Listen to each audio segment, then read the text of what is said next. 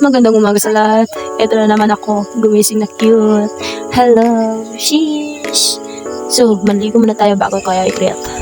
Ilagay ko muna yung tuwalya ko at para magbad ako. Pero nakatingin ka, huwag na lang. Ito pala yung shampoo ko. Maganda sana pero nakadagdag gas pa. Iba pala ang epekto ng shampoo red daw, makakabaliw. Iba pala ang katawan ko, may pang lalaki. Magsasabon ako para malinisin ko yung katawan ko.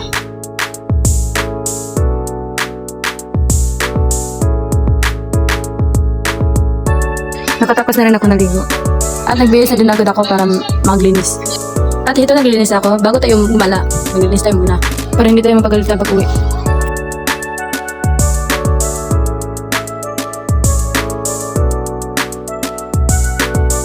Hindi ko nahahabain yung video ko para hindi ma-full store ng cellphone ko. At nagantay ako ng gabi para gumala. Dahil ngayong gabi, magbibideo ako. Ititreat ko kayo kung saan yung magandang lugar dito sa Pagadian City. Ito yung daan patungo sa Rotunda. Maganda at ang daming ilaw. Sa gabi lang talaga marami ang tao rito dahil malamig ang hangin. At pumunta na rin ako sa Boulevard para i-treat ko kayo. Nahiya medyo ako dahil akala nila vlogger ako. Hindi ko alam kung ano gagawin ko pero laban lang tayo. Dito pala yung mga maraming stylish. At magandang tali ng buhok.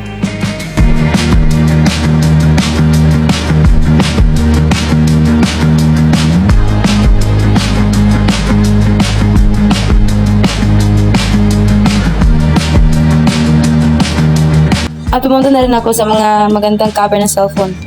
Baka gusto mo magpalit ng cover ng cellphone mo, dito ka na sa Boulevard. Dahil iba't ibang brand ang meron dito. Pasensya nyo na ako, hawak-hawak ako kahit hindi naman bibili. Ayaw pa matanggal. At pumunta na rin ako sa mga maraming kwintas at singsing. Maganda talaga ang kulintas na ito at mga singsing at arios. Nakapili na ako. Nakita ko yung first name ng crush ko. Ito po yun, no?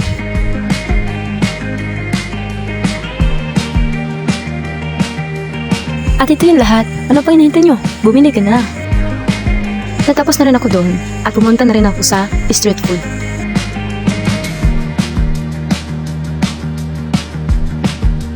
Malapit na tayo.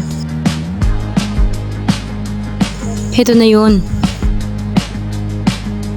Hindi ko alam bibili ba ako or hindi dahil konti lang yung perang dala ko eh. Ito yung binta nila.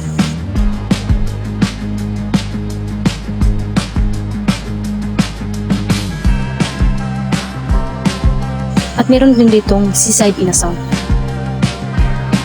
May pa-Andy rice pa.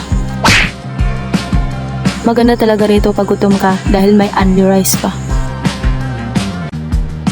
At ito yung dagat paggabi. Masarap talaga ang hangin rito.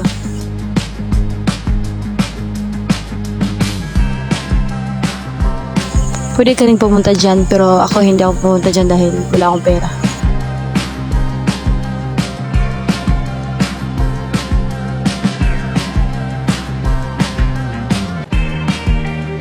At ito yung barko na hindi maalis pero maganda dyan.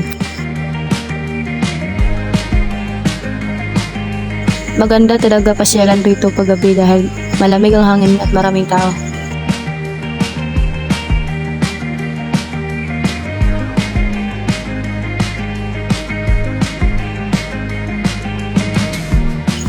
So tapos na tayo sa Boulevard, pumunta na naman tayo sa Plaza.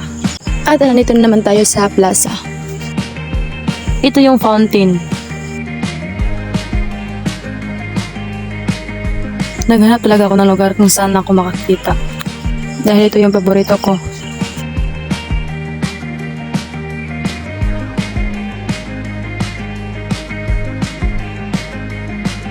Maganda talaga ang fountain na ito dahil maalala mo yung nakaraan.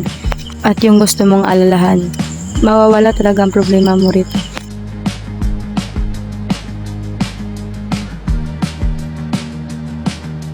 Nakatapos na rin kami nakapanood, pumunta kami sa fishbowl.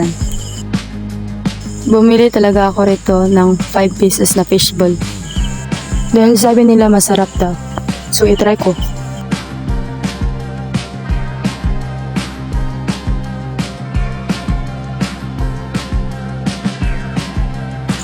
Lagyan natin ng sauce para mas masarap. So titikman ko na. Masarap talaga guys. Bigyan ko sana yung kasama ko kasi ayaw na eh. Hindi, kinain ko na lang. Ang sarap sana bumalik pero wala akong pera. So na lang.